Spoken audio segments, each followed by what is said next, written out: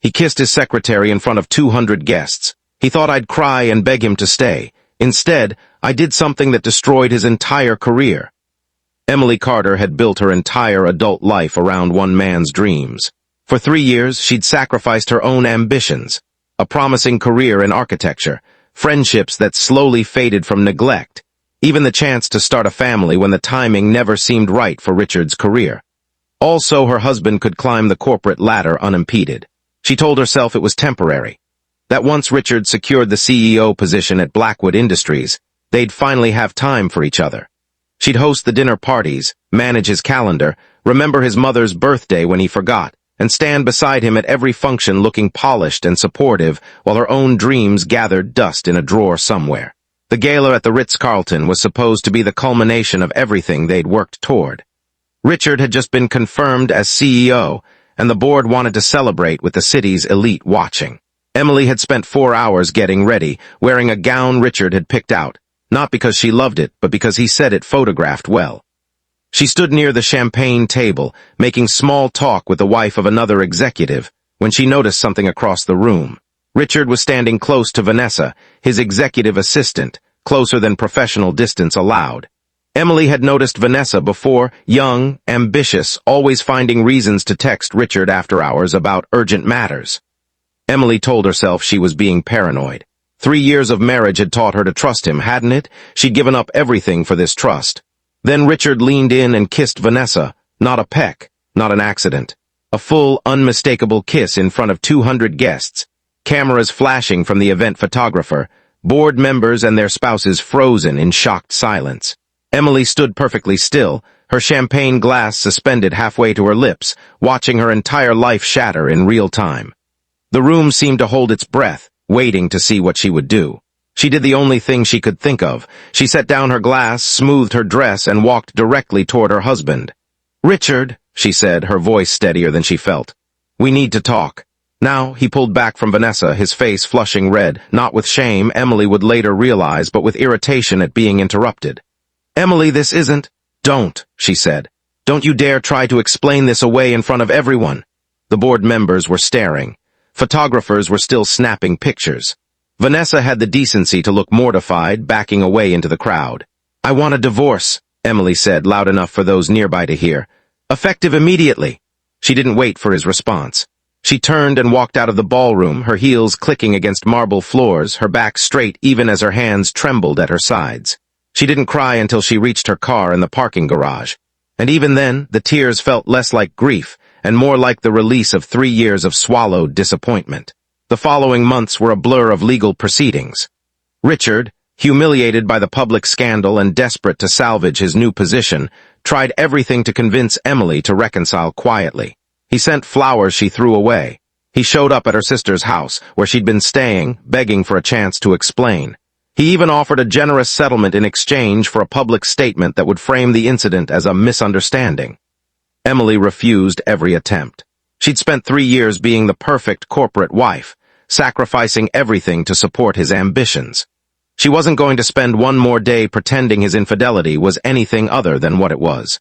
The divorce settlement, negotiated by an excellent attorney her sister had recommended, was more favorable than Emily had expected.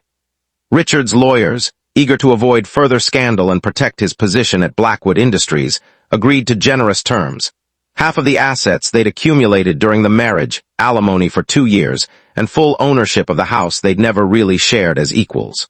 But money wasn't what Emily needed. What she needed was to remember who she was before she disappeared into being Richard's wife. She started small. She dusted off her old architecture portfolio, applications she'd abandoned when she married Richard. She reached out to Jennifer, her college roommate, who now ran a successful architecture firm downtown. Jennifer, delighted to hear from her, offered Emily a position immediately, not out of pity, but because she remembered exactly how talented Emily had been before she'd let herself become invisible. The first few months back in the workforce were humbling. Emily had to relearn software that had evolved dramatically since she'd last used it professionally. She had to rebuild confidence that 3 years of being told her opinions on Richard's business decisions weren't her area of expertise had systematically eroded. But something interesting happened as she threw herself into work. She remembered why she'd loved architecture in the first place. The way buildings could tell stories, how spaces could make people feel safe or inspired or connected. She started designing again, really designing, pouring emotions into her work that she'd been suppressing in her marriage. 6 months after the divorce, Emily's design for a community center in an underserved neighborhood won a significant architectural award. The building incorporated sustainable materials, natural light, and communal spaces designed to foster connection. Everything Emily had learned about creating environments where people could truly thrive. Lessons she'd absorbed from studying what her own life had been lacking. The award ceremony was a modest affair compared to Richard's corporate galas, but it felt more genuine than anything she'd experienced in years.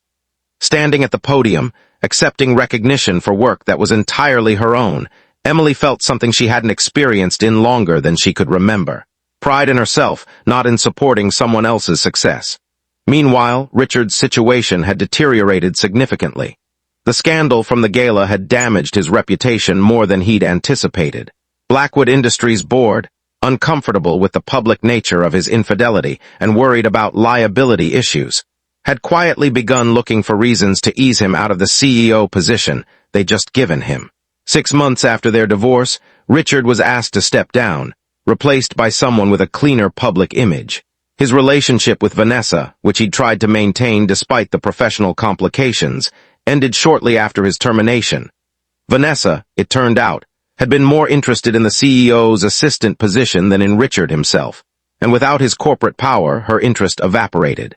Emily learned about Richard's downfall through mutual acquaintances, the same social circles they'd once shared.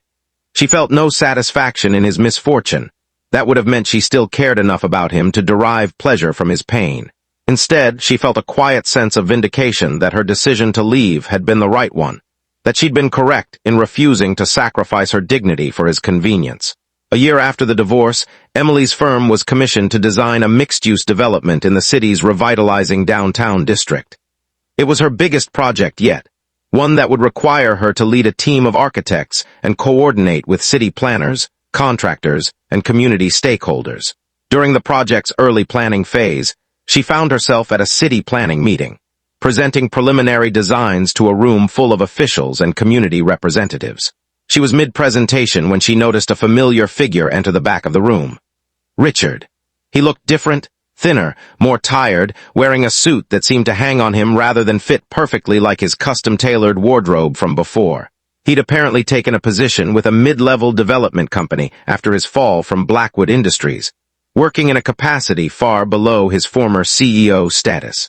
Emily continued her presentation without acknowledging him, her voice steady and confident as she outlined the vision for the development. How it would incorporate affordable housing units alongside market-rate apartments. How the ground-floor retail spaces would be designed to support local small businesses rather than chain stores. How the entire complex would prioritize sustainability and community integration. When she finished, the room erupted in genuine applause.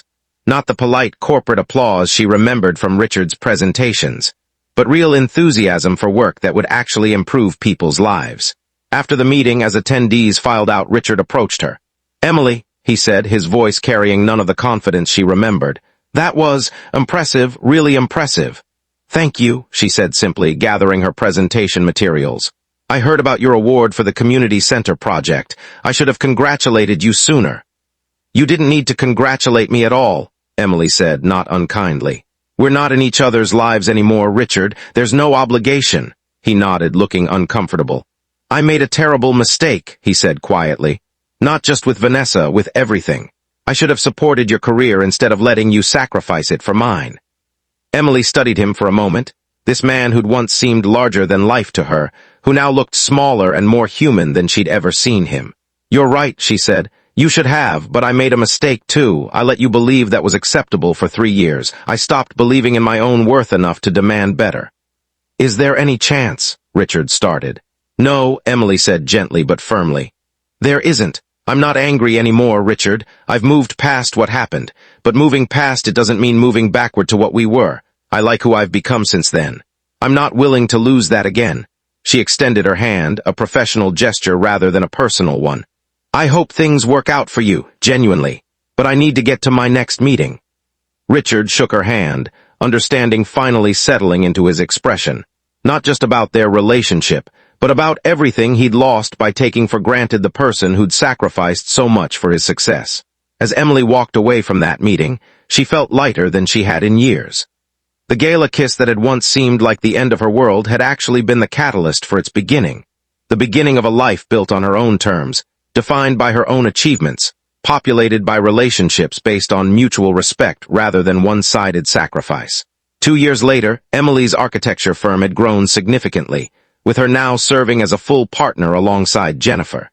She'd found new love, too, a fellow architect named David who admired her work and supported her ambitions without expecting her to diminish herself for his benefit. Their relationship felt different from her marriage to Richard. Balanced, mutual, built on genuine partnership rather than sacrifice. Sometimes, driving past the community center she'd designed, watching children play in the courtyard she'd envisioned specifically for gathering and connection, Emily would think about that moment at the gala when her entire world had seemed to collapse. She understood now that it hadn't been an ending at all. It had been the moment she'd finally begun living for herself. Emily didn't just survive that night at the gala, she rebuilt her entire life from it. Sometimes the worst moment of your life ends up being the one that finally sets you free. If you've ever had to rebuild yourself after someone else broke you down, let me know in the comments. I read every single one. And if this story moved you, hit that like button and subscribe to Whispered Love, because we post a new story every week that'll stay with you long after it ends.